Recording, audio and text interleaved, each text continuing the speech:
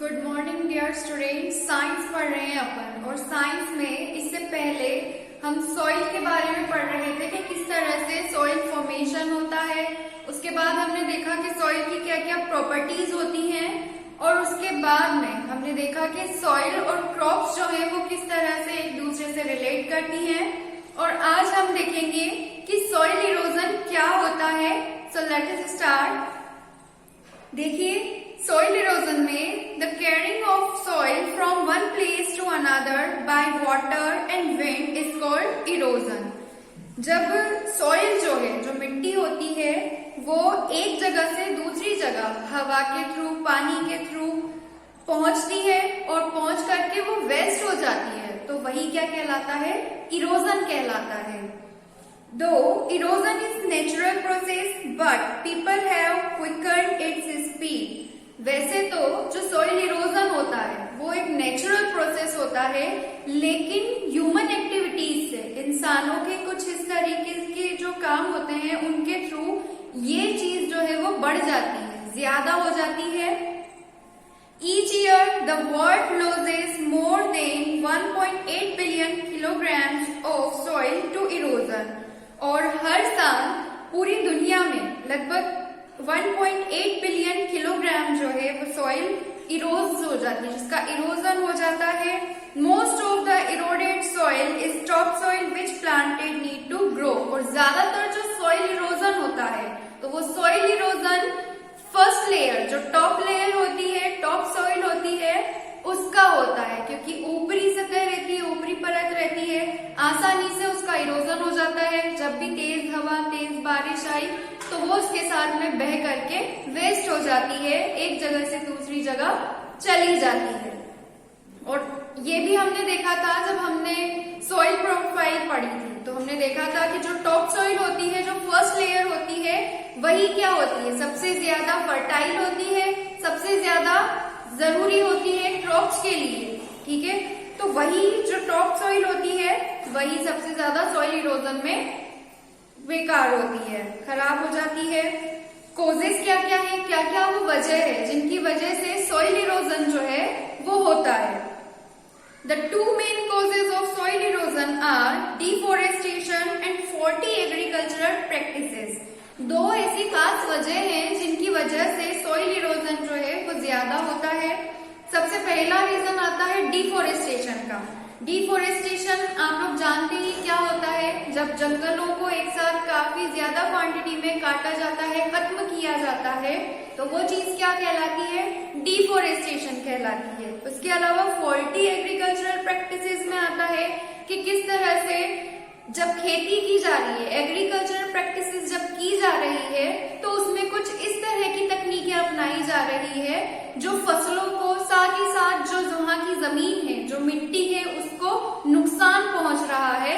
तो ये सब क्या कर रही है? सॉइल इरोजन को बढ़ावा दे रहे हैं। ये सारे वो कॉजेज हो जाते हैं जो सॉइल इरोजन के लिए रेस्पॉन्सिबल होते हैं। Much of the erosion results from people removing vegetation from the land in an uncontrolled way। ज्यादातर जो इरोजन होता है वो क्यों होता है कि लोग जो है वो वेजिटेशन को, जो हरियाली है, आसपास की घास वगैरह है, कुछ पौधे वगैरह है, उन्हें जब लैंड से अननेसेसरी काफी ज्यादा क्वांटिटी में निकालते हैं, रिमूव करते हैं, तो उससे सॉइल इरोजन जो है उसकी रेट बढ़ जाती है।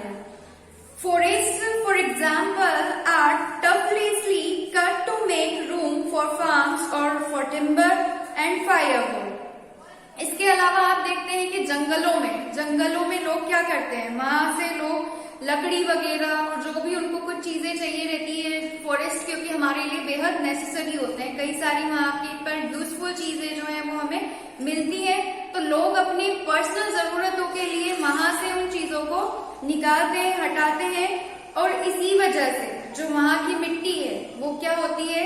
वो लूज पड़ना स्टार्ट हो जाती है, और इस तरह से सॉइल इरोजन की रेट बढ़ती चली जाती है। Besides it, people in developing countries depend on wood for heat and cooking। इसके अलावा हम देखते हैं कि जो डेवलपिंग कंट्रीज है, जैसे कि हमारा इंडिया भी एक डेवलपिंग कंट्री है, तो यहाँ पर भी लोग क्या है? खाने के लिए, हीट के लिए वुड पर, लकड़ी पर डिपेंड होते हैं, और लकड़ी पर डिपेंडेंट है तो क्या क्या करेंगे, जंगलों से जा करके लकड़ी काट करके लाएंगे। As a result many area have been stripped bare of forest, और इस वजह से ज्यादातर जंगल जो है वो क्या हो जाते हैं, खत्म होने लगते हैं धीरे धीरे, क्योंकि एक टाइम आता है, क्योंकि लकड़ी को, वुड को कट करने की स्पीड ज्यादा है, जबकि हम ज्यादा से ज्यादा प्लांट्स जो है वो ग्रोथ कर ही नहीं रहे हैं, प्लांटेशन हो ही नहीं रहा है, लेकिन वो कट हुए जा रहे हैं। तो एक टाइम आता है जब जंगल धीरे धीरे खत्म होने लगते हैं, कम होने लगते हैं। As a result many areas have been stripped bare of forest, especially mountain regions. As a result, during heavy rains, torrents of water race down the mountain sides, carrying off the fertile topsoil. और देखिए main reason क्या होता है, किस तरह से forest जो है, अगर फॉरेस्ट का डिफोरेस्टेशन हो रहा है, तो आपने देखा कि एक कोई भी पेड़ है या पौधा है वो वहां उगा हुआ है, दैट मीन्स उसकी जो रूट्स हैं वो मिट्टी को पकड़े हुए हैं, वो वहां की जो मिट्टी थी, जो टॉप सॉइल है, वो टॉप सॉइल उसकी जड़ों से, उसकी रूट से क्या है, मिक्स हुई हुई है, उनसे चिपकी हुई है, उसकी वजह से सॉइल इरोजन नहीं होगा। लेकिन अगर आपने मान लीजिए वो पेड़ वहां से कट कर दिया, वहां से हटा दिया, उसकी रूट्स जब वीक हो गई, कमजोर पड़ गई, उस सिचुएशन में क्या होता है कि जो रूट्स होती हैं, रूट्स कमजोर पड़ गई, अब मिट्टी उसमें होल्ड है ही नहीं है, तो जब तेज हवा आएगी, तेज बारिश आएगी, तो पानी के बहाव से, हवा के बहाव से वो मिट्टी जो है वो बह जाएगी, और इसी तरह सॉइल इरोजन हो जाएगा। So that means soil erosion इन्हीं वजहों से हो रहा है। In developing countries, erosion is at its worst because people employ faulty agriculture practices. मैंने आपको बताया किस तरह से faulty agriculture practices करते हैं, जैसे कि they strip trees and other vegetation from their land toughly. Much of the vegetation is removed by grazing livestock. इसके अलावा जैसे कि कैटल, आपने देखा कि गाँव में क्या होता है कि किसान जो होते हैं वो अपने जो पशु रहते हैं, जैसे कि बकरियां हैं, भेड़ है और भैंसें, गाय हैं, तो उनको चरने के लिए एक पर्टिकुलर मैदान बना हुआ रहता है, उसमें पहुंचा देते हैं। अब वहां पर क्या हो रहा है, एक ही एक जगह पर जो है, जो हमारे जानवर है वो जा करके अगर डेली वहां से क्या करेंगे, वो जो घास है, मैंने भी आपको इससे पहले एग्जांपल बताया था, देकर के घास ने मिट्टी होल्ड कर रखी है, लेकिन जब वो उसे खींचेंगे तो क्या होगा, क्योंकि खींच कर ही खाते हैं वो, तो डायरेक्ट मुंह से खींचते हैं उनकी घास को और फिर उसको खाते हैं कट करके। तो जैसे ही वो उसको खींचते हैं तो वो जो मिट्टी रहती है वहां की, वो क्या होती है, लूज पड़ जाती है, और आप जानते हैं कि मिट्टी लूज पड़ी, दैट मीन्स सॉइल इरोजन वहां पर क्या होगा, स्टार्ट हो जाएगा। तो ये एक एग्रीकल्चर प्रैक्टिसेस जो है वो क्या है, डिपेंड करती है, सॉइल इरोजन को बढ़ाती है।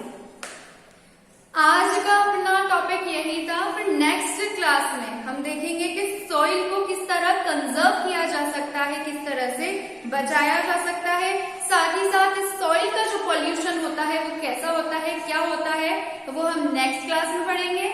अभी आप इसी को रिवाइज करिए, रीड करिए। Have a good day.